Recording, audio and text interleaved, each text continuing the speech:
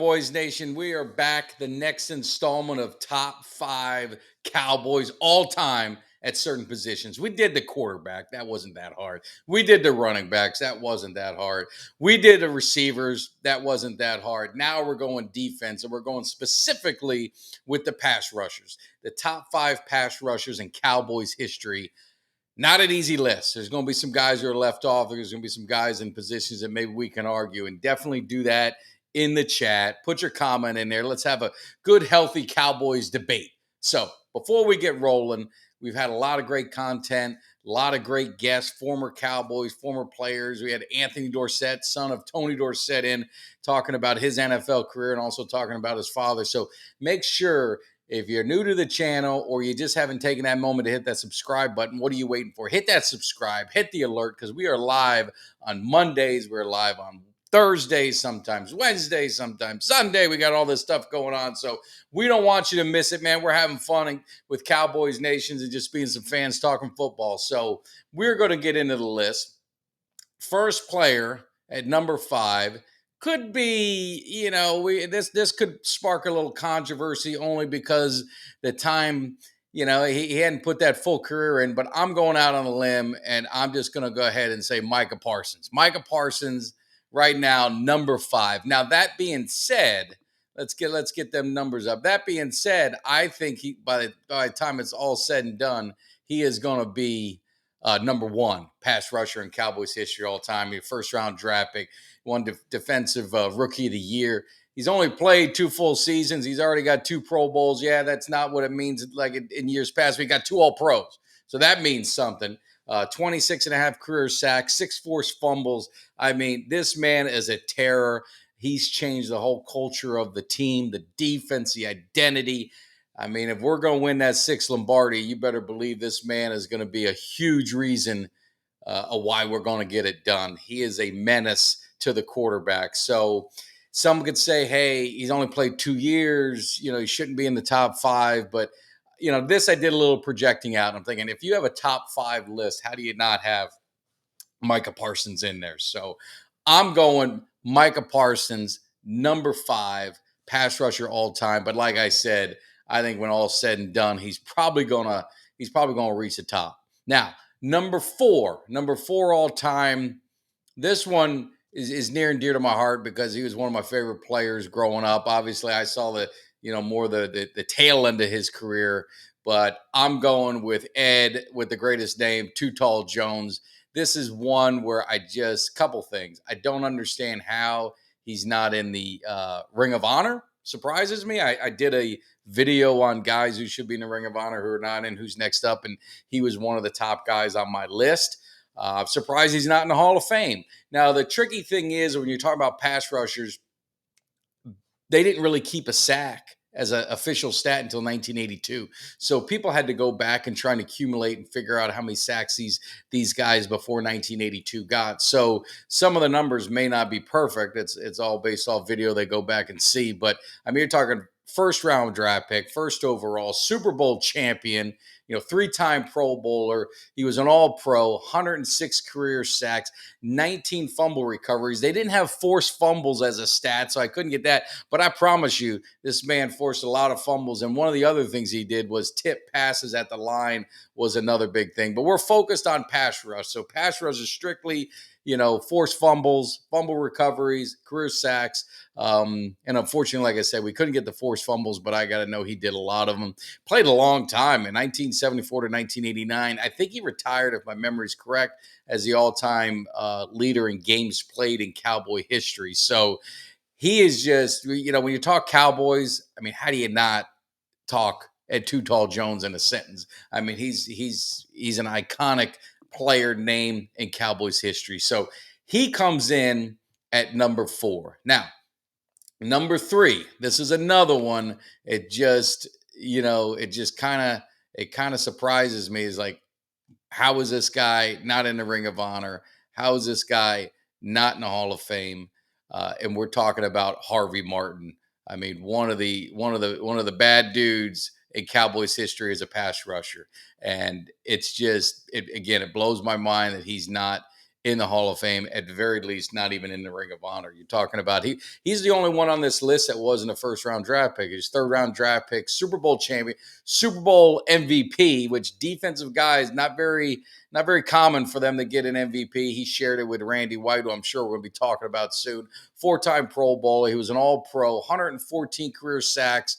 He was on the All-70s decade team. I don't know how you're on a all-decade team and not in the Hall of Fame. That just blows my mind. He was 1977 Defensive Player of the Year. Played 10 years, not as long as career as like Ed Too Tall Jones, but I mean, he was a bad man. I mean, this was no doubt about it, a bad man in Cowboys history, terrorized quarterbacks. And if you're talking about pure pass rushers, he is one of the greatest ever put to wear that star at his helmet. So Harvey Martin going down at number 3. Hopefully, he gets his just due in the Hall of Fame, and more importantly in the Ring of Honor, which again could be a whole nother subject. Like I said, we've done videos on that. If you missed it, definitely check it out, because would love to get your opinion on that. So Harvey Martin coming in at number 3. I don't know. He could be higher. He's one of those guys you say, "Hey, Mike, man, you got him at 3. I think he could be a lot higher." But when you hear the next two, it's going to be pretty hard to argue. Number 2, the man who won the MVP with him. We're talking about Randy White. Another awesome nickname, the Manster. Half man, half monster. He was a beast. Now he's the only one on this group that actually was a defensive tackle is pretty much his whole career, but he finished with 111 career sacks, 7-time All-Pro, 9-time Pro Bowl, Super Bowl champion. He, again, like I said earlier, Super Bowl MVP, Super Bowl 12, shared it with Harvey Martin. They absolutely destroyed the Denver Broncos. Don't mind that. I wish we could do that during the season. For some reason, we can't beat them during the regular season. It's been so long. All-decade team, in the 80s. 1978 Defensive Player of the Year. Had a long career with the Cowboys from 75 to 88. He's another one. It's like, if you think of the Cowboys, you think of pass rush, you got to be thinking of Randy White. I don't know how you can think anything else. Just pure Cowboy, just legend, iconic Cowboy in the Hall of Fame, in the Ring of Honor, all that good stuff. So he's rolling in at number 2. And again, this is another one. You're going to argue, man, why isn't he number 1?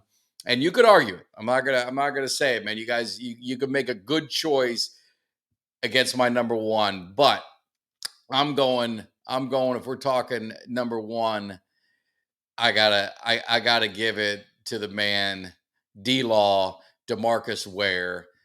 He was a bad man. He was a bad man, and he deserves all the roses he's getting in the Hall of Fame this year.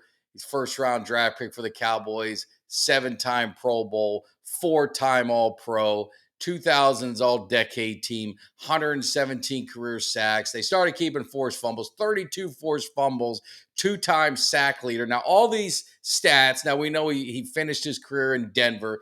The only stats I'm talking about is wearing that star in his helmet as a Cowboy. So he was a Cowboy from 2005 to 2013. So a 9-year career with the Cowboys. So it wasn't as long. You can make the argument. That's where I say maybe you throw Randy White above him.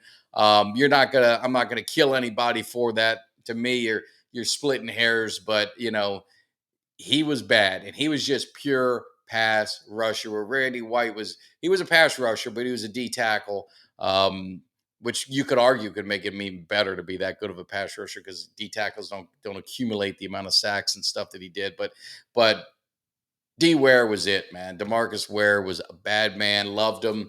Again, he was one of the guys I got to watch his whole career. Randy White, some of these other ones I saw in the tail end of their career, if I saw them at all. So in my eyes, he's their best right now as it stands. The number 1 pass rusher all time in Dallas Cowboy history. But like I said, you could see that changing when my man Micah Parsons gets, when it's all said and done. But for the time being, this Hall of Famer is going to be number 1. So that is my top 5. Now we can go into, who did I miss? I mean, honorable mention.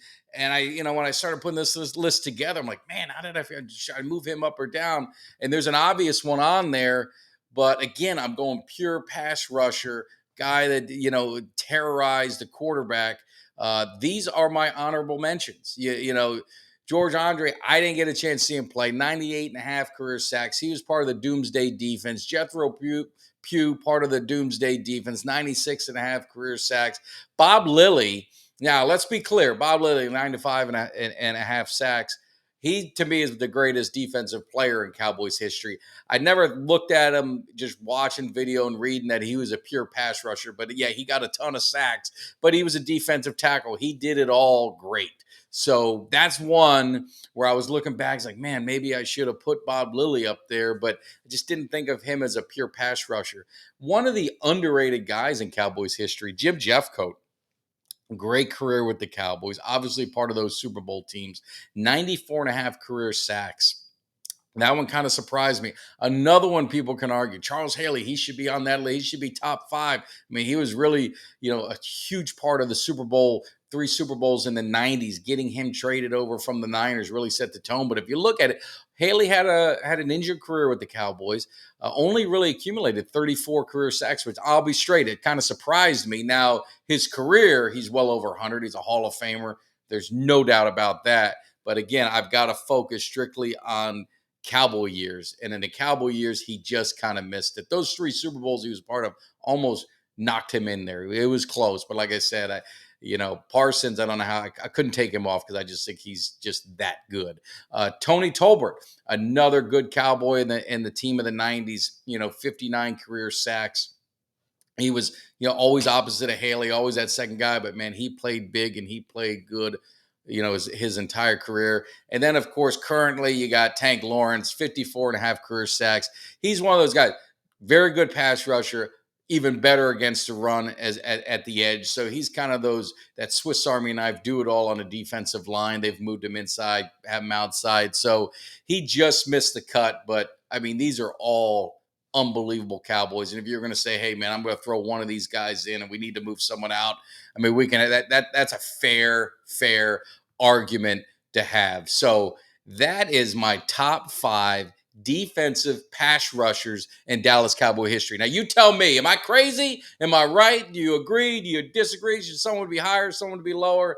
Make sure you share it. But more importantly, make sure you guys, if you're not subscribed, hit that subscribe, hit that like, share this with Cowboys Nation. We've got a lot of great content. Kelly K9 and I have been killing it, I think, with Cowboys content, getting all the guests. We've got former Cowboy Moose Johnson going to be coming into the cave. We just, like I said, we had Anthony Dorsett. We've had George Teague. We've had all these great Cowboys, coming in the cave, Eugene Lockhart. So make sure if you guys aren't subscribed, you hit that subscribe because we have a great giveaway. We're getting closer and closer to our 2,000 subscribers.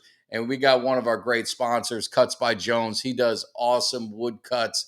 And one lucky Cowboys fan is going to be winning this to put in their Cowboys cave to display and have, just like I do. If you look just above me right there, there's mine. He did one of my family, our first Cowboy game that we went to together. So, I mean, they're awesome pieces. They look even better than the pictures show. So make sure you hit that subscribe. But more importantly, make sure you follow us. We've got a lot of live shows coming up. We'll be live on Monday, me and Jimmy Dee. So if you're not a Cowboys fan, just a football fan, that's a good show for you because we kind of talk about NFL in general along with other sports. And then I think Wednesday, we've got a special show with a special guest. We'll be talking Cowboys training camp. So make sure you check that out. And then we're going to be, when this season started, man, we're going to be getting going like no other. We have our first annual Cowboys Cave tailgate party at the home opener against the Jets. After we get done handling those Giants the week before, we'll be welcoming Aaron Rodgers back to AT&T, and we're going to get this thing right once and for all and put him out of his misery, so to speak. So we'll be having a huge tailgate party, having a lot of fun, mixing it up with Cowboys Nation. So make sure you stay tuned for more details of that. We're going to have a great time. So that's my list. Let me know what you think. More importantly, stay tuned because we have a lot of great content coming up, and I'll be seeing you. You guys have a great one. Peace out. Eagles getting ready because you might not like it. But you will learn to love it because we are the best thing going today. Now can you dig it?